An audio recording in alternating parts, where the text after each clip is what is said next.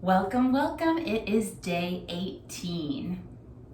We are moving right through here, so we are going to kick off today with oblique crunches.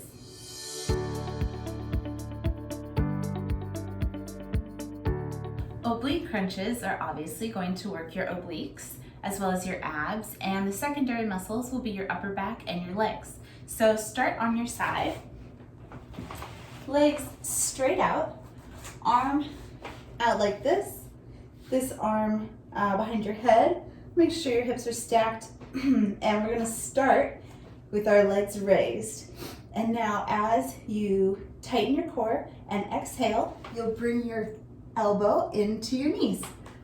Doing as much as you can to use your core and obliques and legs and other muscles to stabilize you and avoid depending on your hand.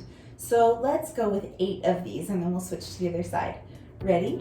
And 1, 2, 3, 4, breathing, 5, 6,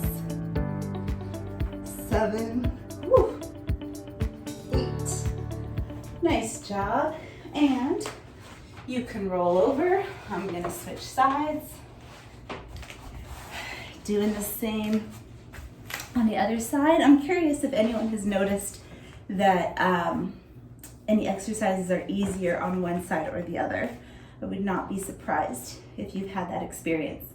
So go ahead and raise your legs, core tight, and 1, 2, 3, 4, 5, 3 more, 6, 7, 8.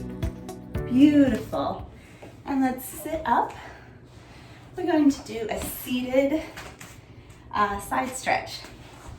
So, nice and straight, back straight, shoulders back and down, head nice and tall, and inhale as you reach up, and slowly come down to one side, only as much as you need to feel the stretch in your obliques.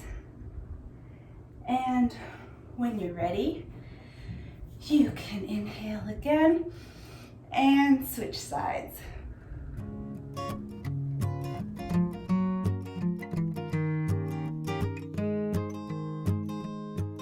Let's move on to our crunch chop. This is going to hit your abs, your hips, and your glutes, as well as your upper back as a secondary muscle. So start on your back. We're basically crunching up as we chop through our legs. So clasp your hands together, bring them over your head, raise your legs, and as you tighten your core and exhale, you'll crunch your arms up and open your legs. So let's go for 8 of these, really focusing on your core. All right, and 1, 2, 3, 4, 5, and chop, chop, and chop. Ooh, nice job. It's hard not to try to use momentum there. All right, let's flip over into our cobra. All right, nice and flat. Hands under your shoulders and lifting. Up, up, up, up, up. Very nice.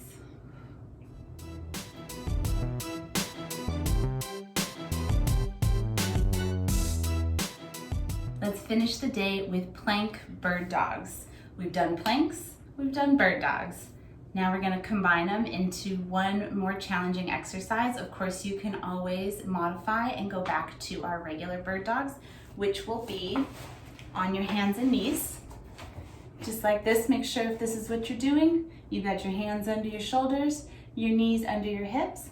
But if you're gonna go for the plank version, just pop those feet up. We're gonna stay in a high plank on your hands rather than on your forearms. And this is gonna work your core, glute, hamstrings, quads, shoulders. I think that's everything as I'm in this plank. So lifting one arm and the opposite leg. Woo, takes a lot of stability. And then the other, making sure, making sure that you are really engaging your core in order to keep your back level and your form strong. And we're gonna go nice and slow here. Let's go for 8 and really, really focus on form. All right, and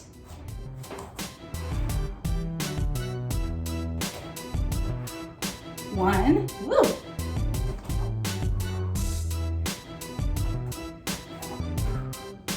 Two, remember tuck those hips to keep the butt down. Aye. 3,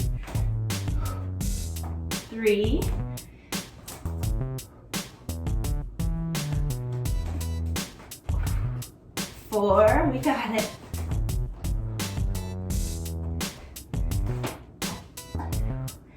5, anyone else struggling this much? Woohoo! 6, all right, we're almost there.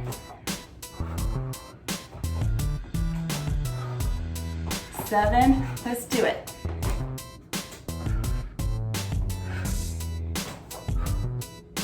8, all right.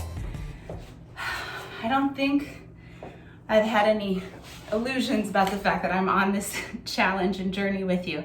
So I hope that is very clear. We are in this together. We're all building strength together.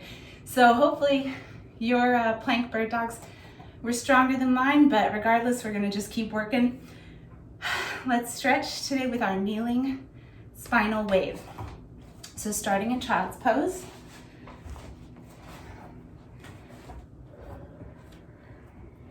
And slowly, you can choose to stay in child's pose, or you can wave, starting with your lower back, lifting up.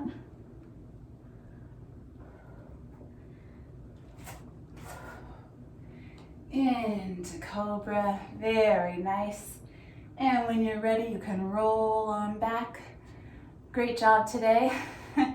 I'll see you back here tomorrow for day 19.